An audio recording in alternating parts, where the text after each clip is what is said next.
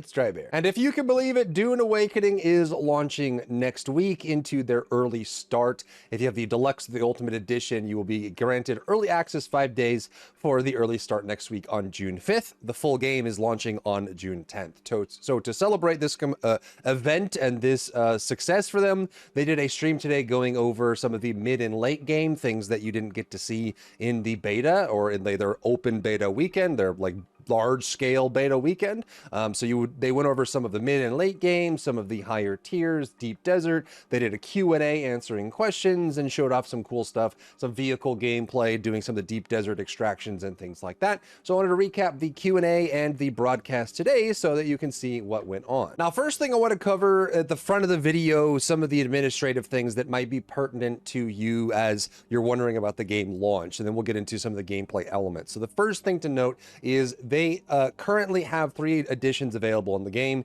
The game is not launching next week for console. They said console by the end of 2026. It'll likely will be sooner for that, but they don't have a date.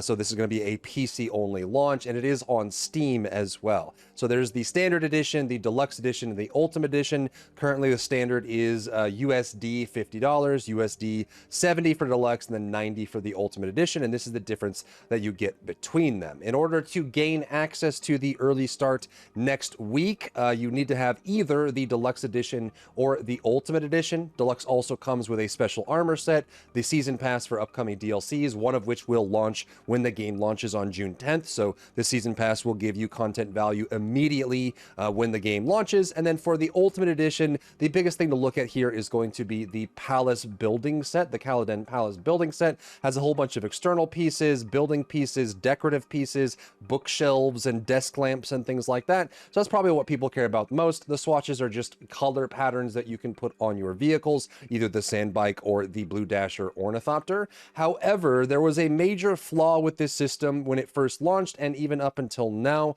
in that they currently, which is shocking considering that they have been releasing games for a very long time. They've been on Steam for a very long time. It is shocking that they didn't put in the preparedness to make this work, but they currently don't have any way for you to upgrade between editions. So say that you pre-ordered the standard edition and you want to upgrade to the deluxe to pay the difference of $20 so that you can get the 5-day head start. There is no way currently to do that on Steam. The only way to do it is to refund your game and then rebuy the higher edition from that, which Steam should facilitate since it's a pre-order and you have no hours logged on it in general.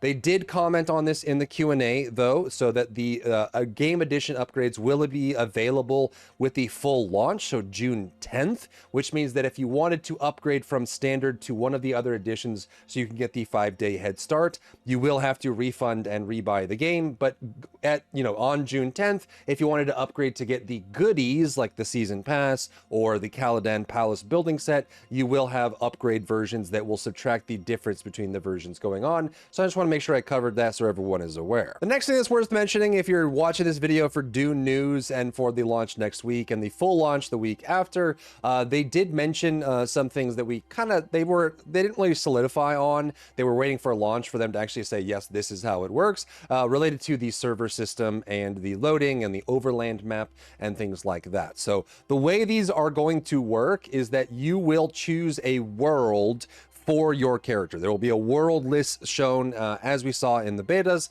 So you'll have a world list shown, you'll choose the world. There will be one deep desert for the whole world, regardless of whatever seats you got for Haga Basin. You'll notice with this graphic, though it's low quality here, you'll notice that this graphic for Haga Basin is stacked. That's because there are 40 player shards that exist inside the Haga Basin that get split up. Those sieges themselves you can choose from the Saline. You'll basically choose a world and then a siege to jump on, and that siege is a shard only for Haga Basin. So per world, as you can see on this graphic, there will be one deep desert, 2 social hubs, the Arakis and the Harko village, and then a whole stack of sieges for the Haga Basin. And they were asked in the Q&A about the trading, the marketplace, the auction house they're calling the exchange. The exchange is per world as well. So even though you may be on siege number 82 for your Haga Basin, the marketplace, the exchange, is shared across the whole world. So all players on that world will be there. And they did mention there will be several hundred worlds to choose from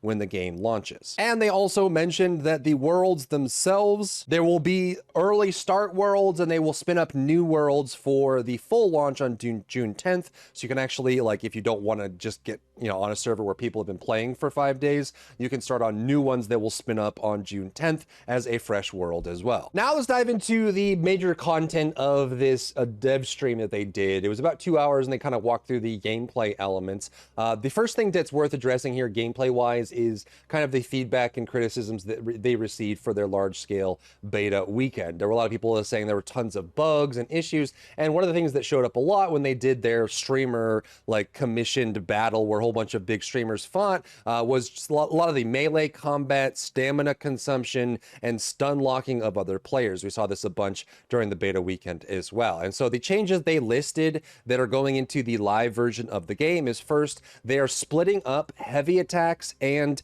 the slow blades. So if you don't know, previously in the version of Dune before launch, there was the regular melee attack. If you just left click, you'll do a light melee attack. Then you could hold the button to do a slow blade, and that was your heavy attack. The slow blade was intended to pierce through an enemy's shield. So if they have a shield up, they have a Holtzman up, you'll be able to pierce through it with a slow blade. However, in the beta, a lot of people were using the blade to stun lock people, right? Because it would stagger and stun the person if you hit them with any blade attack at all. And even if it wasn't going through the shield, it would still stagger. And so people were getting stun locked permanently. So they split up the heavy attack and the actual slow blade. So the heavy attack will be the holding down the button. So that will stagger and do more damage than the light attack. And then there is also a slow blade, which will be a different keybind combination. They didn't mention what it was on there, but that'll be a third ability for melee. So melee can light attack for damage when they don't have a shield up. They can heavy attack for stagger and more damage, but more stamina consumption. And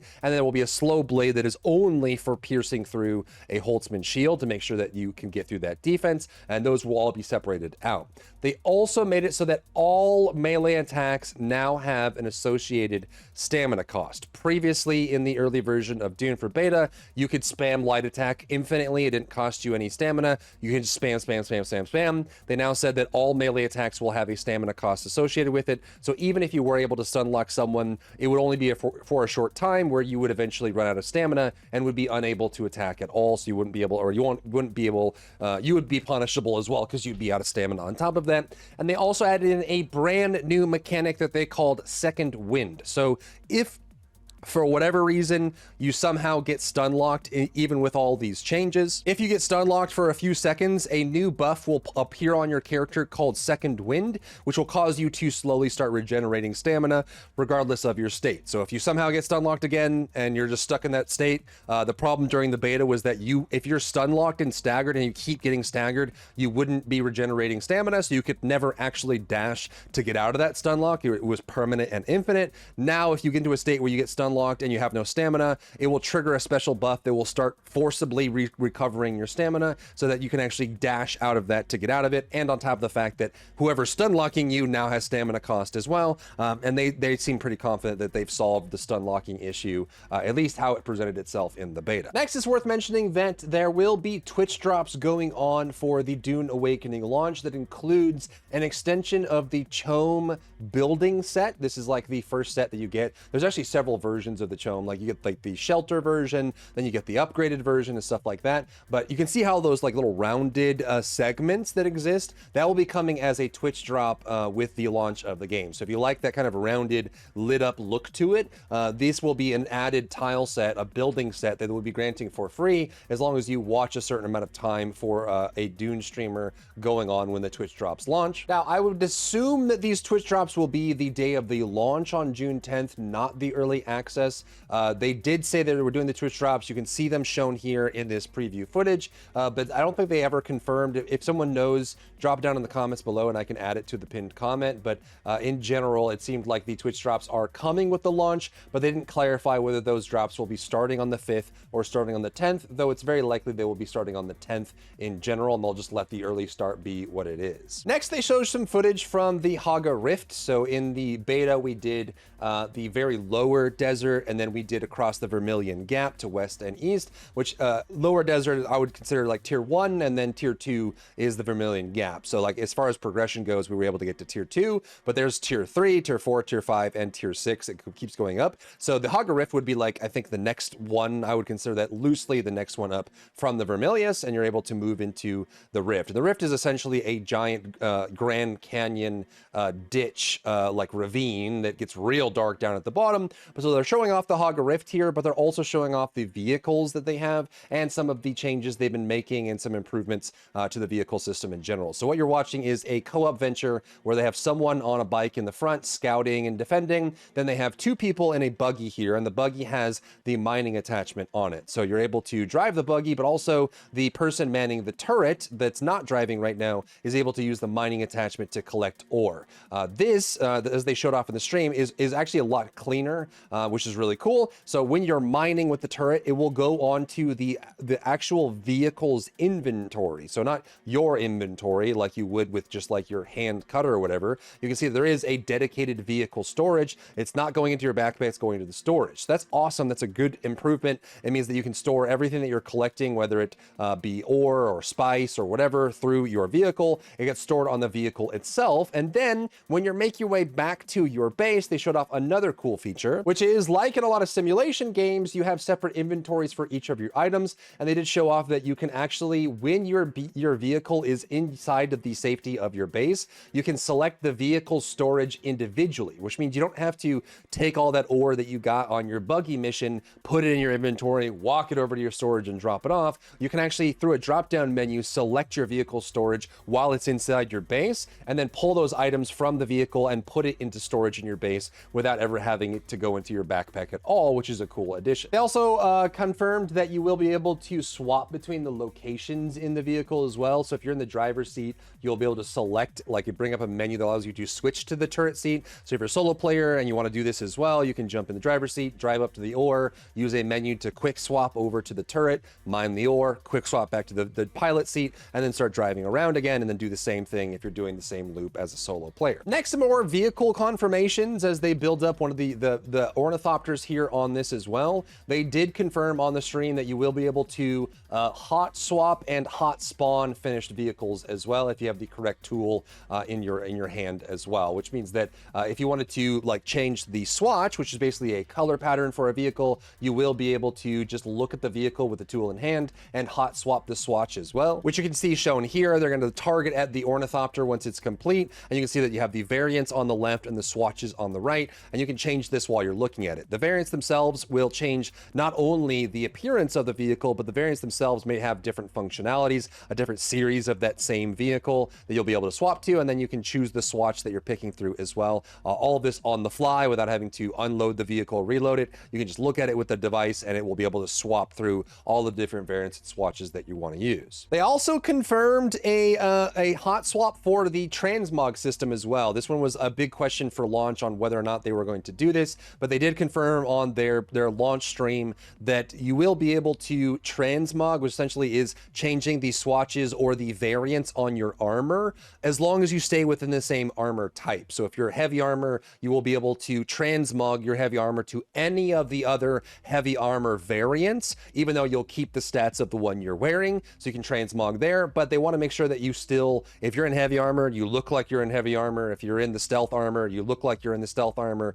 that sort of thing. So you can only transmog between the same armor type, but you will be able to change the variants on the armor if you prefer a different look within that armor type versus the one you have. Next, another big confirmation as well is they did confirm that launch will have a fair amount of automation. It won't have pure like satisfactory or like Factorio automation where you can have like completely closed system that runs on its own, but they did confirm that we'll have the circuit system for launch as well. So circuits will allow you to like take a fabricator and have it feed into a storage box automatically, or vice versa, have a storage container feed into a fabricator automatically. So if you're trying to process a lot of blood into water, because you will need, people didn't experience this in the beta, but you probably just were getting enough water to be able to keep yourself satiated while you're traveling through the desert in the beta weekend. But once you get to tier 3, tier 4, tier 5, tier 6, the requirements for resources start escalating quite dramatically. So in the beta, you maybe needed 1,000 milliliters of water to keep yourself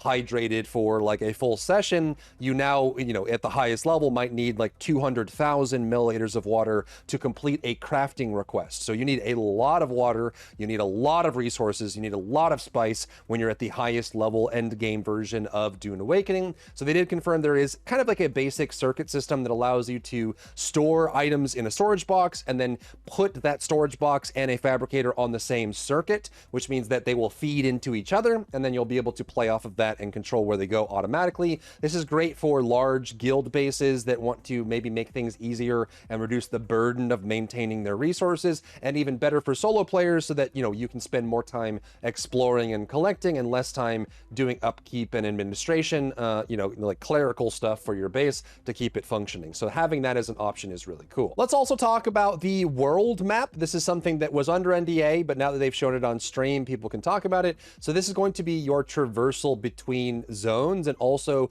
will have unique content involved with this as well. So this is the overland map that you'll be able to move around. This is how you reach things like the deep desert. You will also be able to commission pilot NPCs at the trade hubs and outposts to travel to places. It's one of the ways that you can get out of Haga Basin at first if you want to. And they have this representation, which was, I believe, under NDA. I don't think we could have talked about this prior, but this is how you move around. So you'll go into this kind of pseudo simulation space that will allow you to move from one of the social hubs to, say, the deep desert, well, one of the locations. However, there are things that you can find, as you can see here, like special locations that will spawn randomly. You can go and find deposits for materials or resources. There will also be overland specific dungeons, so like actual dungeons on this. So it's worth driving around and exploring this. Again, you'll start at the hub or the Haga Basin and be able to go to the deep desert this way. So you'll see a giant like node on this map that is the deep desert. However, there will be random spawns of dungeons. So you may,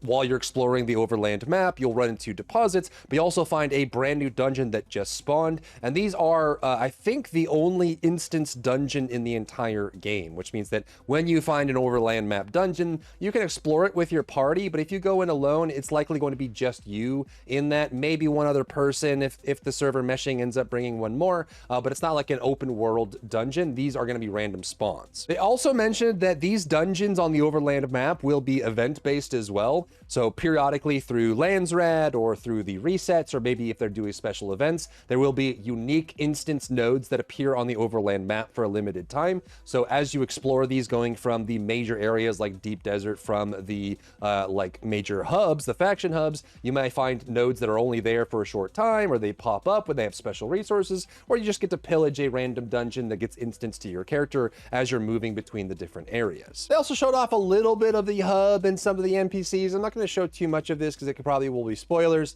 You'll probably see with this character and the name, if you're a Dune fan, you recognize the name and what it means. And they also did show off some of the like one of the POIs that you'll be able to engage with. This is more of a stealth operation. So this is like a base that has searchlights going on all around it. It's got lots of great gear and resources inside of it. However, if you get spotted by the searchlights on the way in, you get raided by a bunch of guards. And there's even NPCs that you can talk to outside of this base, like sitting on the outside of it in the dark. You can talk to them and get a quest to go in, and your goal is to like sneak into this location without being spotted by the spotlights or the guards to loot what's inside of it. This will be a place for, you know, all kinds of activities that go along with that. Then they showed off more of the deep desert, like end game, mid game gameplay. So the game, you know, one of the main things you're going to the deep desert for, by the way, you don't need to go to the deep desert if you don't want to. They confirmed that anything looted from the deep desert can be acquired through other means, either by getting it in smaller quantities in the other areas, or by letting other people go into the deep desert, collect the materials, and then buy it from them on the exchange if you want to. So if you wanted to play like purely PvE solo, you could just never go to the deep desert and just buy anything you need off the exchange by making money other ways.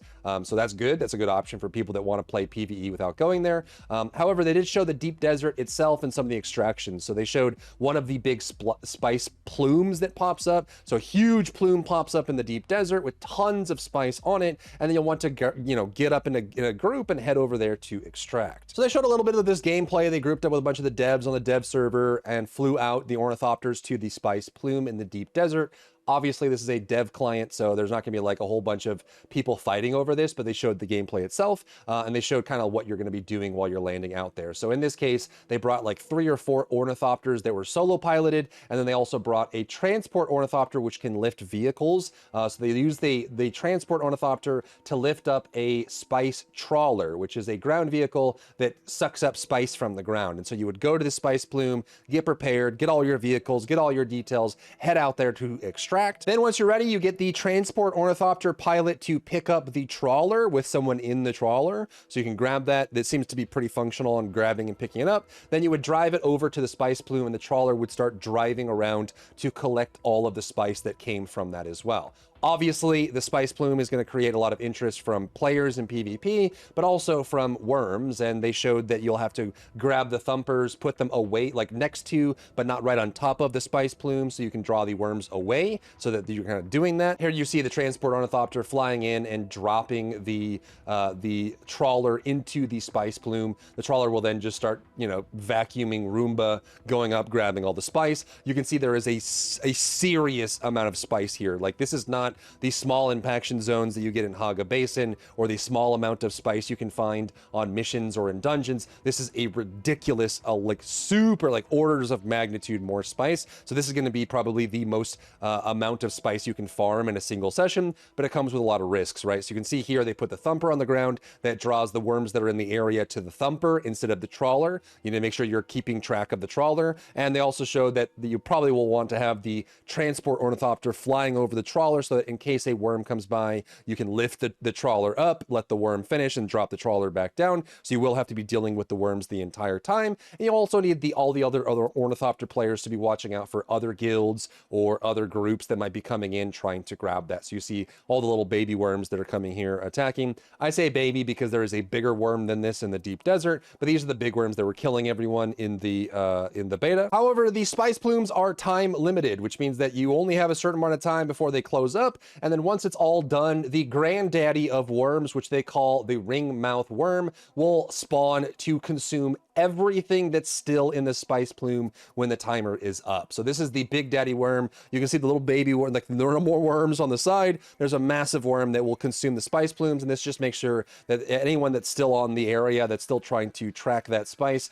gets beaten out. So you really want to be careful and time everything properly. You get your spice, you get back, go back to your base or your outpost in the deep desert, and you're good to go. Now they also talked a lot more about the Landsraad, which is the end game loop. So like for this specifically, the Landsraad is a faction fighting system. It is a menu that you open that you will be able to track all the different houses and clans and all, what they're vying for power and all of that. And it will be a weekly cycle of trying to pick a clan, support it, give it what it needs, and then move into the deep desert to do whatever activities that it provides. So you'll be kind of selecting one of the houses and moving in that way. So each week the Landsraad will populate all of these missions and quests and different houses and all of this vying for it. The game will launch with 2 different factions, the Harkonnen and the Atreides, and they'll be fighting off. They'll be working on a 3rd faction going forward as well. So you'll be able to select these and go in, and based on how well you do, you will provide more and more points for your chosen house,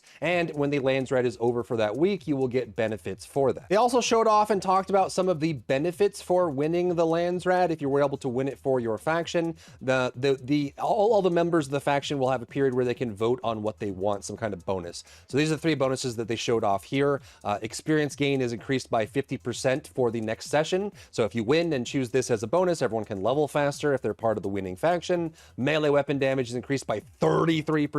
Huge bonus there. And then the big thing that I think is going to attract a lot of people is that if you win the Landsraad for your faction, for a period of time, you will gain access to a special unique weapon vendor, the Landsraad weapons vendor. And likely this vendor will rotate with time. They did show that it'll have a whole bunch of weapons like rocket launchers, brand new SMGs, or maybe a new sniper rifle, and you'll be able to use these for the period that you have access to them. Potentially even further, like maybe you can hold on to these and keep these if you win and then you just never lose the item. Now, it was brought up in the stream Q&A of like, hey, won't this mean that there will be a bit of a snowball effect. Like, for example, and this happens a lot in PvP games, but if, say, Atreides wins that week for Landsraad, they gain access to the special vendor. And from that, they get powered up by either by the buff or they get the new weapons. Won't that mean that they're more likely to win the next Landsraad and just continue and perpetuate that cycle over and over? And from the devs' perspective, they said no, that won't be the case. And their justification for that was that not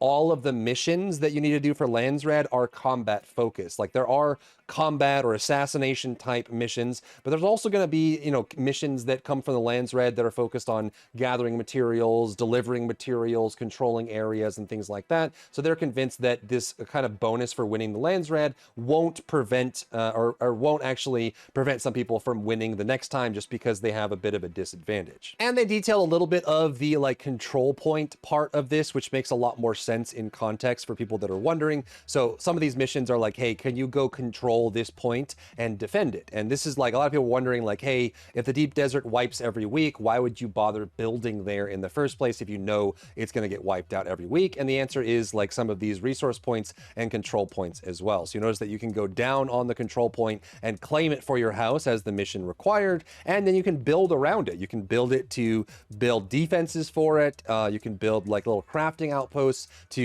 you know, process the materials you're getting from the deep desert, little stopways or like layway stations that you can create, and also just kind of like defending things that you really want to defend. You know that the base is going to get wiped out, but you can also use blueprints to like hot swap or place in the items or buildings that you want to create for that in the deep desert, and that's all part of the deep desert gameplay loop. They also addressed another piece of feedback that has been coming up a lot for Dune Awakening, which is why they have chosen to make it so that every player out in the open areas has no UI to them. They have no name tag, they have no outline, you don't know who they are, you don't know who they belong to, that sort of thing. And some people really like the immersion aspect of that, or feeling like they can hide in plain sight depending on their camouflage, that they can sneak up on people, or maybe they can sneak into an enemy base without them realizing who they are.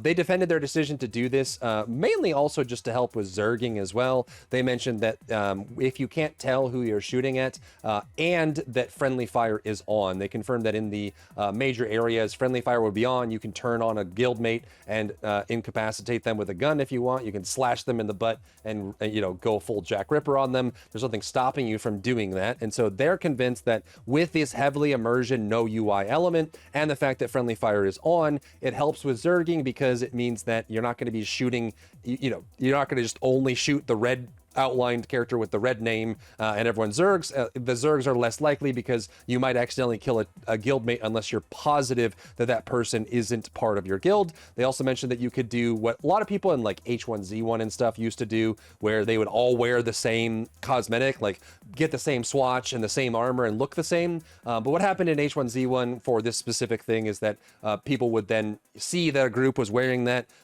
create the same ensemble and wear it, and then blend in with them without them realizing. So they said that they're very much going full speed ahead with the immersion of no UI, no HUD elements, no overlays on players. So you're not really sure who it is unless you can recognize them by the way they look or what they're wearing, or you just are on comms with them like, hey, that's me kind of thing. A little bit controversial. Some people like it, some people don't. You can let me know what you think about that system down below. And they also confirmed that they will be launching with server meshing online. So if you don't know what this means, server meshing is a dynamic system that allows you to bring players from different servers into the same playable space dynamically. So they did say that, like, in this footage, you'll see there is a moment where the ornithopter crosses servers. So right there, very hard to tell, so very subtle. So it seems like the system is working quite well. So basically they just crossed a server boundary, which means that they were moving into a server area that was already occupied by players in another server, so that they're able to, for a brief moment, like for this kind of encounter, to make sure that everything feels alive, they will hot swap you to a different server that is occupied to make sure that there's things going on there. It seems like it's working seamlessly. It does help the world feel more alive. So if you're on a world that may be less popular, you know, I think I can definitely see people saying that, hey, I chose a low pop world on purpose, so there were less people around. So you can definitely see that being a negative. But I think in general, it's going to help the world feel more alive as they, you know, swap authority between different servers dynamically and move in to make sure that you're always having lots of things going on in the big populated areas without leaving your original server that you were on there. So they do have meshing, and they will be launching with the server meshing online. And actually, another quick note on the UI elements. It looks like they do, from this footage, they do have party member markers. So you see the 3 and the 2 here. You can actually see, like, in the, like, down in the bottom left corner, you can see that there's like an orange marker for 1, like a dull brown for 2, and then the blue for 3. So it looks like they do have UI elements only for the small parties. And I think that's kind of like what I was hoping. Like, I'm super on board with no UI, no HUD, very immersion, that sort of thing for large scale or encountering random people in the environment. However, I did take a gripe with the no UI for party members, because I think that a lot of times if you're in a small group of, you know, a couple people and you're trying to do mining or you're trying to do a dungeon or something, I think it's more important that you can see where your friend is and be able to travel to them without, you know, just being completely lost or needing voice comms. So I think this is a good middle ground, being able to show that those markers are there for people in your immediate party only, and then no UI for others. So I think this is probably the best, but, you know, as my chat pointed out, you do actually have markers for the party, which I think is a good change, which they even talk about here. So let's roll the clip and see what they talk about it. One other thing, just if you stop for a second here, one other thing I just wanted to point out, one of the feedbacks we had in beta was about team markers. And you can see our new team marker system in the game here. It's deliberately only for the 4-person groups. I will not allow this to be in the game for guilds, because I want, like, especially I know people talk about Zergs. I think when Zerg guilds and there's, like, you know, 40 people attacking each other on the screen, if everybody can see who's in their guild, it's very easy to target the people that you're trying to Zerg. But if it's just the group, then it's much more difficult for Zergs to actually, like, not do friendly fire. Yeah. And there is full friendly fire on guilds. And they even tease that there will be Landsraad events that might pop up that allow full looting. So there is a partial looting system in the game right now that when you kill an enemy player, you have access to some of the things they're holding, but maybe not some of the other pieces that they keep with them when they respawn. Some people like the harshness of crazy PvP, where you can just take everything from them, and if you die, death is very, very painful, and having that kind of, you know, gravity attached to what they're doing is enjoyable. They said that by default, they will put protections on you losing everything when you get killed in PvP. Maybe you just lose the resources you were farming and that's it. But they also did mention that they plan to do Landsraad specific events where for a period of time in the deep desert, they will allow full looting, which means that if you go into the deep desert during this event, you get killed by another player, they will be able to take everything that you own, that you have with you, gear, anything along those lines. So for the people that want the hardcore PvP experience, they will be able to gain that. And then for the people that don't, most of the time it won't be full looting, but there might be events that trigger it for certain periods where the deep desert gets a little bit more dangerous depending on what is going on at the time. And so that was the Dune Awakening live stream recap. Hopefully this has been useful for you. Pretty excited for the Dune Awakening launch. Comment down below what your starting house is going to be, whether you're going to be going in June 5th or June 10th, and kind of what your expectations are for the game, as I'm sure there's a lot of people that they've caught that Dune bug and they're excited to get started just like you. If you found value in today's video, leave a like down below, leave a comment for the algorithm to help this video get seen by more people, and don't forget to check out my other channels for other content and other stuff and other things.